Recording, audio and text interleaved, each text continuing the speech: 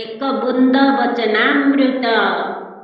ଜୟଜୀବ ଯଜୁର୍ବେଦରେ ଆତ୍ମବିଦ୍ୟା ସତ୍ୟବ୍ରତର ସଂକଳ୍ପ।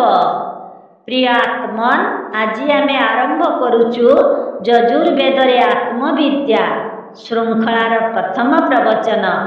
ଯଜୁର୍ବେଦର ପ୍ରଥମ ଅଧ୍ୟାୟ ପଞ୍ଚମ ମନ୍ତ୍ରରେ କୁହାଯାଇଛି, ଅଗ୍ନେ ବ୍ରତପତେ ବ୍ରତଂ ଚରିଷ୍ୟାମି ତତ୍ସକେୟମ୍ ତନ୍ମେ ରାଧ୍ୟତାମ୍ ଇଦମ୍ ଅହମ୍ ଅନୃତାତ୍ ସତ୍ୟମ୍ ଉପେମି।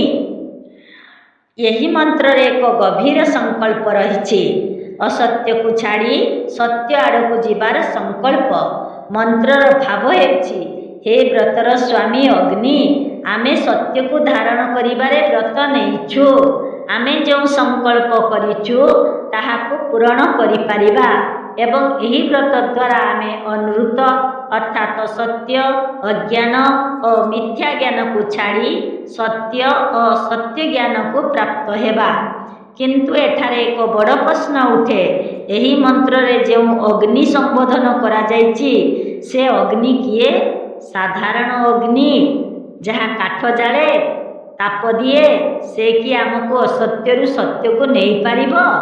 ନା, କାରଣ ସେ ହେଉଛି ଜଡ଼, ଯାହାର ନିଜର ଚେତନତା ନାହିଁ, ବିବେକ ନାହିଁ, ସତ୍ୟ ଅସତ୍ୟ ବିଚାର କରିବାର ଶକ୍ତି ନାହିଁ। ତେବେ ଏହି ଅଗ୍ନି କିଏ?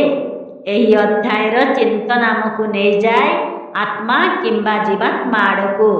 ଯେ ପର୍ଯ୍ୟନ୍ତ ଜୀବାତ୍ମା ଶରୀରରେ ରହେ, ଶରୀରରେ ଚେତନତା ରହେ, ଉଷ୍ଣତା ରହେ, ଚିନ୍ତା ରହେ ଏବଂ ସତ୍ୟ ଅସତ୍ୟ ବିଚାର କରିବାର କ୍ଷମତା ରହେ, ଆତ୍ମା ନିଜକୁ ସତ୍ୟ ଆଡ଼କୁ ନେବାର ସଂକଳ୍ପ କରିପାରେ, ନିଜର ଭୁଲକୁ ଚିହ୍ନିପାରେ, ଅସତ୍ୟକୁ ତ୍ୟାଗ କରି ସତ୍ୟକୁ ଗ୍ରହଣ କରିପାରେ।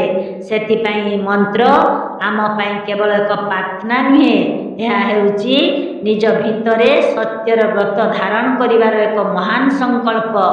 ଆମେ ମଧ୍ୟ ନିଜକୁ ପଚାରିବା, ମୁଁ କି ଅସତ୍ୟକୁ ଛାଡ଼ି ସତ୍ୟକୁ ଗ୍ରହଣ କରିବାର ବ୍ରତ ନେଇଛି? ଯଦି ନେଇଛି, ତେବେ ଏହି ବ୍ରତକୁ କେବଳ ଶବ୍ଦରେ ନୁହେଁ, ଜୀବନରେ ପାଳନ କରିବା।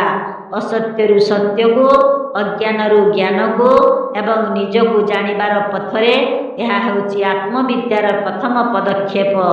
ଓମ୍ ଶାନ୍ତି ଶାନ୍ତି ଶାନ୍ତି।